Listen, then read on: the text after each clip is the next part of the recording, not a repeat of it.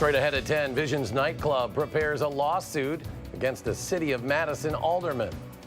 Plus, a Rock County community gets a new paramedic service, something that could make the difference between life and death. And later, an uncertain long-term future for the Rayovac plant in Fenimore after being bought out by its competitor. This is News 3 at 10. Thanks for joining us. Charlotte is off tonight. A nightclub that was the site of a shooting last month is preparing a lawsuit against a Madison alder who is trying to revoke the club's liquor license. Visions nightclub attorney is claiming libel and slander against Madison alder David Ahrens. Our Madeline O'Neill joins us with more. Maddie? Eric, Visions attorney is taking the first steps in suing Ahrens by sending a statutory notice of claims to the alder and the city clerk today. While Ahrens believes the nightclub is the source of crime in the neighborhood, including a recent shooting, Visions says the alder's claims are false and damaging to business. Visions has been open for decades, and it's always had a cooperative relationship with the city. But that long-standing relationship is being put to the test with a potential lawsuit. Visions attorney Jeff Scott Olson says City of Madison alder David Ahrens is publicly making false claims about drugs and prostitution being a focus at the club. It's not. There's never been a drug arrest there, and there's never been a prostitution arrest at Visions. We can't have this. Olson is issuing a statutory notice of claim to Ahrens, the first step in filing a lawsuit against a city official. The notice claims libel and slander against Visions after Ahrens started a petition to revoke the club's liquor license in December. It's unique in how serious a problem it is. In a statement Thursday, Ahrens calls the claim groundless and an attempt to silence him. We spoke with Ahrens in person on Monday. I've heard from so many people that view this place as truly a blight and a threat on their neighborhood, that we need to do something about it. He told us then that several police calls to the club and the December shooting mean time should be up for Visions. But Olson claims Visions isn't to blame for increased violence in the neighborhood. He instead points to the nearby Quick Trip. The once 24/7 gas station has scaled back its hours for its workers' safety following the shooting at Visions, citing a pattern of violence in that area. It's an area where Visions has long resided and where the club hopes to call home for years to come. We're prepared to go forward with defamation litigation to recover damages and whatever other relief we can persuade the court to award. If the city of Madison denies the claim within 120 days or doesn't respond to that time frame, Visions attorney says they have 6 months from that point to file a lawsuit. Ahrens says the petition will still be presented to the Alcohol License Review Commission on January 17th. All right, Maddie, thank you. Governor Walker has just ordered flags to be flown at half-staff this Sunday as a mark of respect for Lake Mills firefighter Captain Chris Truman. Visitation and funeral services are being held for him this weekend at Lake Mills High School. Earlier today, the man accused of killing him while allegedly driving drunk was released from jail. 28-year-old Samuel Kramers was given a $5,000 signature bond during his court hearing today. He was arrested by Monona police on New Year's Eve on tentative charges of homicide by intoxicated use of a vehicle. Captain Truman had stopped on the side of the road to help a stranded motorist when he was hit. Kramer's next court date is scheduled for early March. 6 families are still without a permanent home nearly 6 months after the devastating and deadly explosion in Sun Prairie. The Sunshine Place, which has been helping the victims since that blast, says it is hoping to find those remaining families' homes by March 15th. The executive director says monetary restraints have caused issues, so the organization is now reaching out to local landlords for help. There are signs of progress at an historic church in downtown Milwaukee after a massive fire destroyed it last year. Trinity Lutheran removing the last few burnt timbers of the church's old roof while securing a foundation for a new one. That fire caused $17 million in damage to the 150-year-old building. The rebuild will include handicap accessibility, but it remains to be determined when the church will be fully functional. Excitement has been building in Madison since the chain Portillo's announced last April it was coming to the city. The restaurant's public relations team says there's no confirmed opening date for the Madison location, now expected by February or March, but at the time of the groundbreaking event, officials were aiming for an opening of this past fall. Construction at the Easttown Mall location started in July. Let's get a look at the forecast now. Chief Meteorologist Gary Canalti with our first alert forecast. Gary? Things pretty quiet out here in the backyard. Temperatures still well above normal, and it looks like we'll stay that way for at least the next week to maybe close to 10 days. As we take a look at weather track, you can see some clouds up in northern Wisconsin. Here in southern Wisconsin, just a few cirrus clouds passing by from time to time. Low temperatures this morning. Here in Madison, we dropped to 21 degrees, but away from the city, many locations are in the teens, and down in the low-lying areas with light winds like Lone Rock and Boscobel, temperatures were in the single digits. High temperatures today, though, climbed into the middle to upper 30s. A few places hit the 40-degree mark, including Boscobel, Milwaukee, Kenosha, and Black River Falls. And current temperatures are still above freezing here in Madison. We're at 36 degrees. Much of southern Wisconsin seeing temperatures in the middle 30s. Just north of the Dells, that's where temperatures drop to around the freezing mark. By tomorrow morning, look for those temperatures to drop off to the middle to upper 20s with mostly clear skies. Tomorrow we'll see mostly sunny skies and an even milder day with a high temperature of 39. That's your first alert forecast. Gary, thank you. After a 3-year accreditation process, the Edgerton Fire District will now provide paramedic services. News 3's Adam Duxter spoke with the deputy chief today about why this is such a big deal.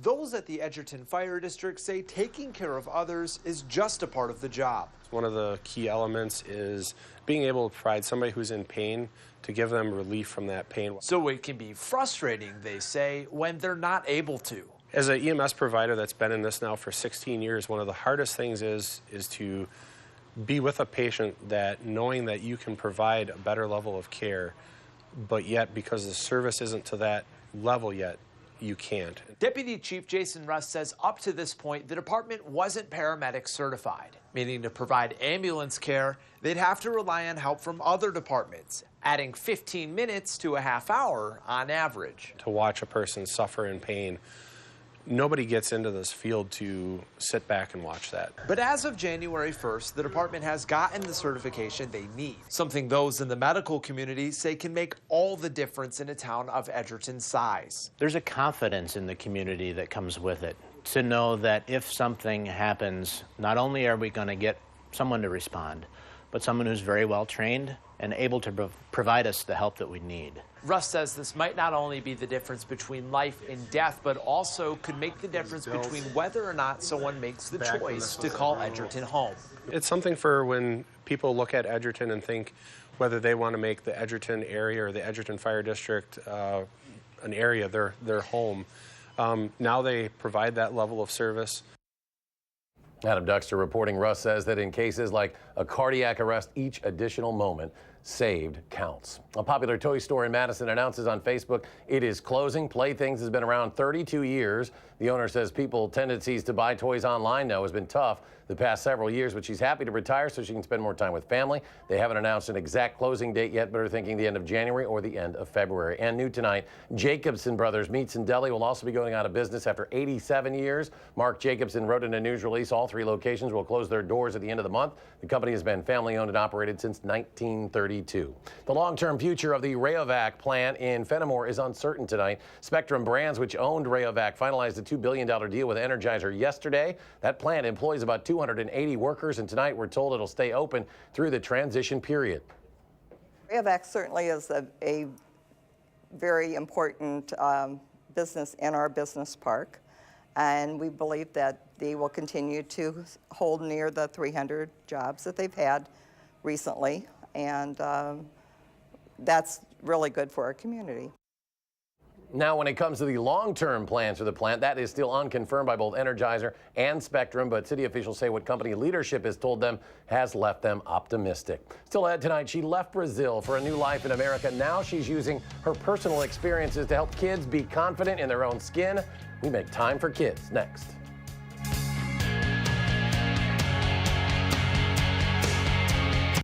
Door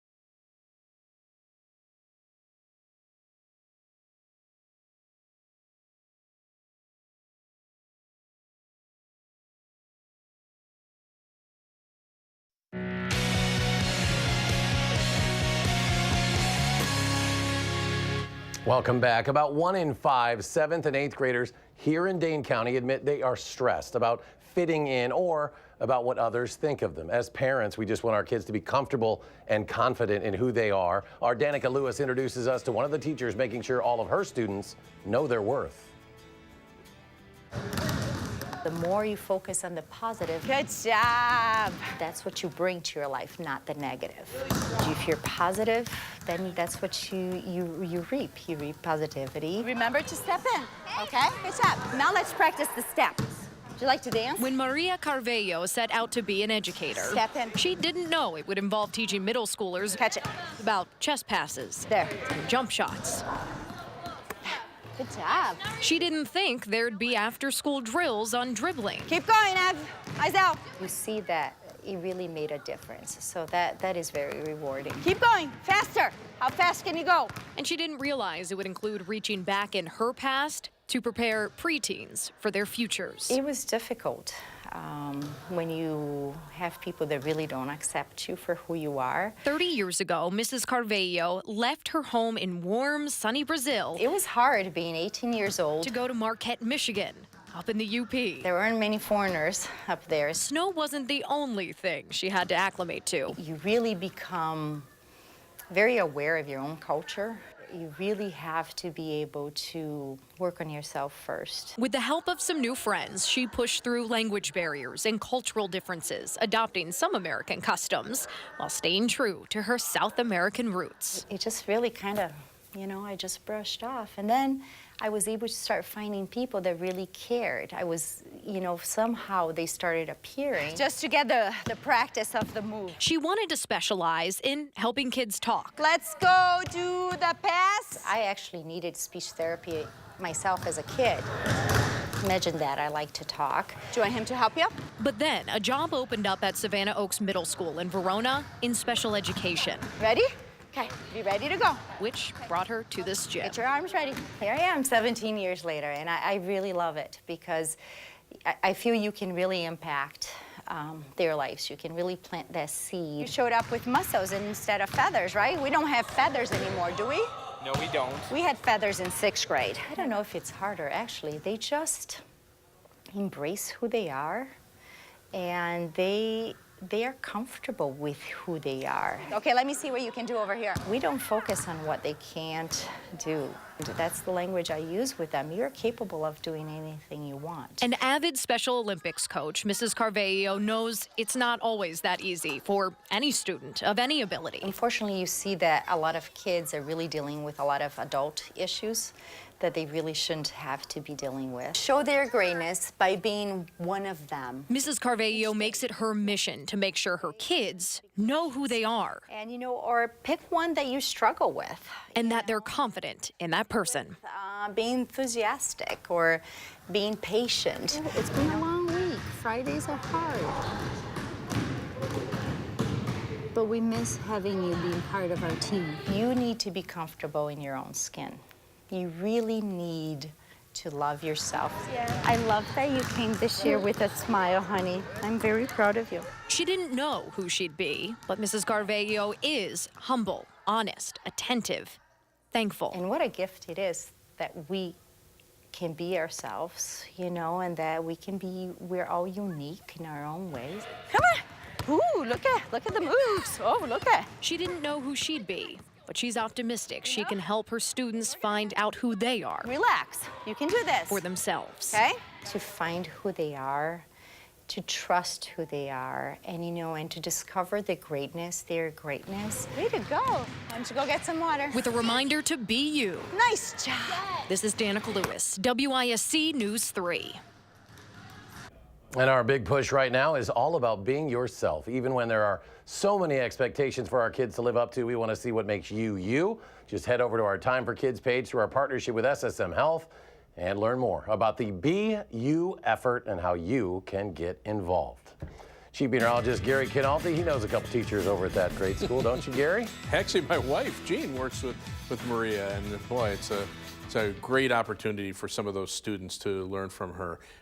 For us, hopefully you learn a little bit about the weather from me. And actually, it's pretty quiet out there right now. Just a few mid and high level clouds up in northern Wisconsin, but the rest of the state pretty much clear. And the snow cover continues across much of the state. It looks like a little hole's been poked into that snow cover over central Wisconsin.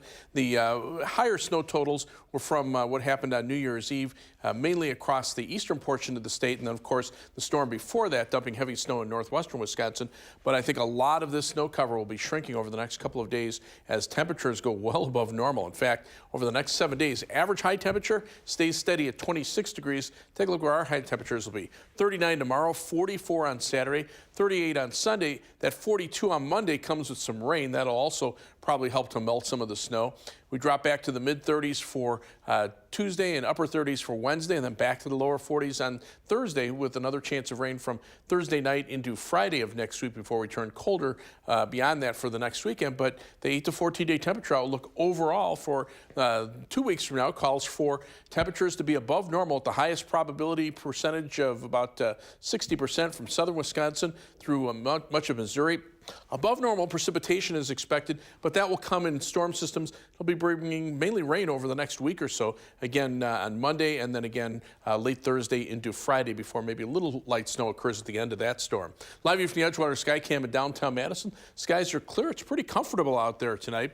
High today, 37 degrees. That's 10 degrees above average. Low temperature of 21, 9 degrees above normal. Right now we're at 36. Winds out of the south-southwest at 7 miles per hour, so our wind chill is at 30 degrees. High temperatures today above freezing statewide. Milwaukee hit 40.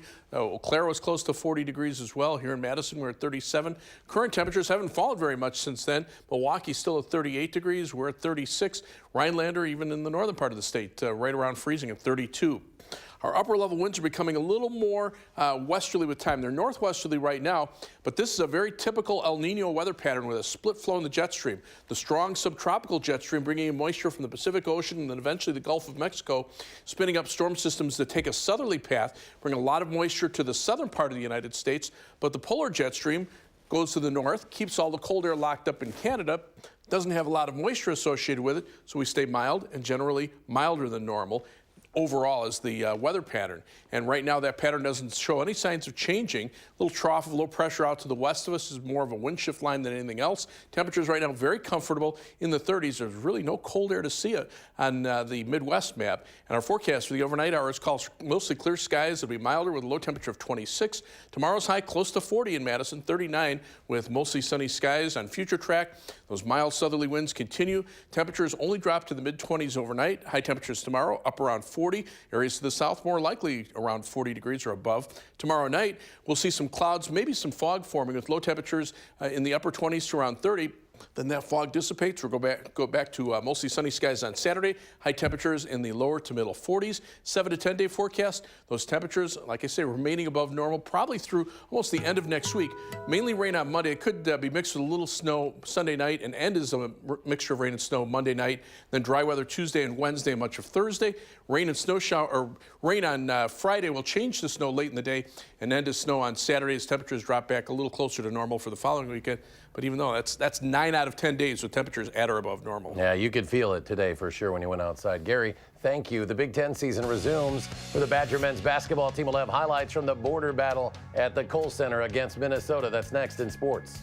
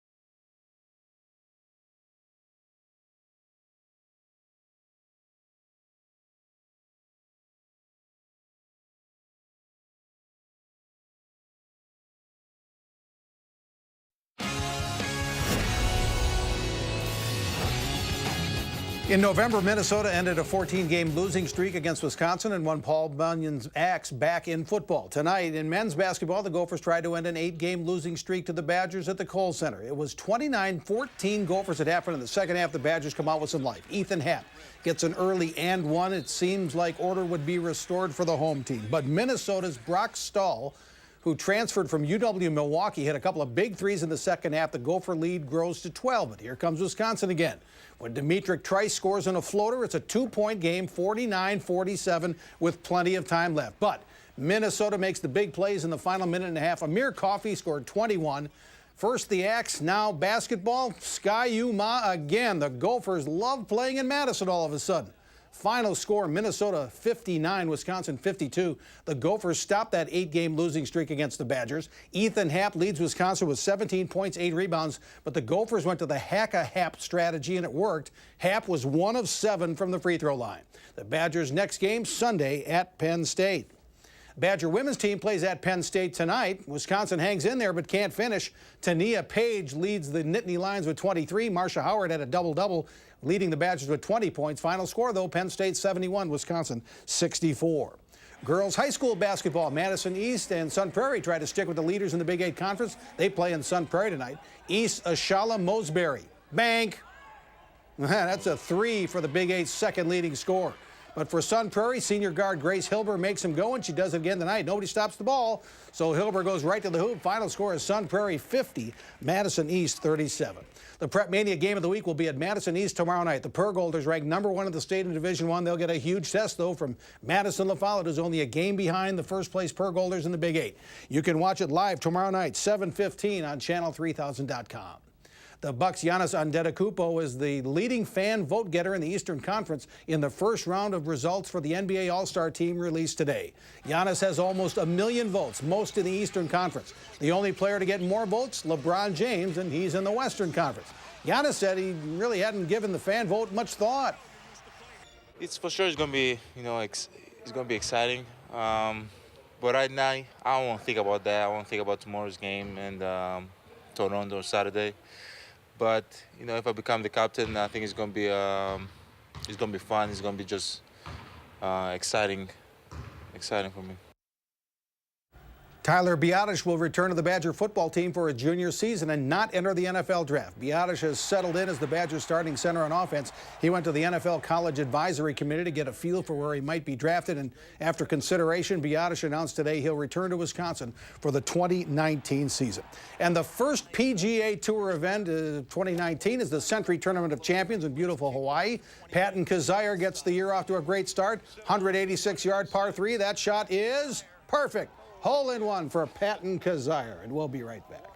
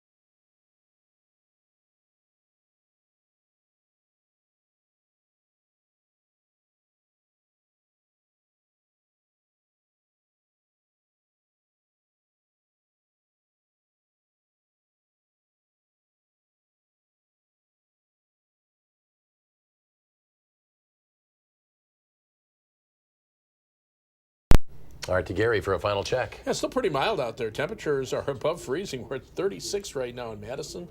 Just about everybody in mid-30s right now. High of 39 for tomorrow. Sunny skies. 44 on Saturday after some early morning fog. A little colder for Sunday. Rain on Monday and windy, and then another warm up at the end of next week, followed by a little colder weather for the weekend. Gary, thanks. Thanks for joining us for News 3 at 10. Have a great night. Making plans that are weather dependent? Get an accurate 12-hour, even a 10-day forecast. Download the Channel 3000 First Alert Weather app and start planning.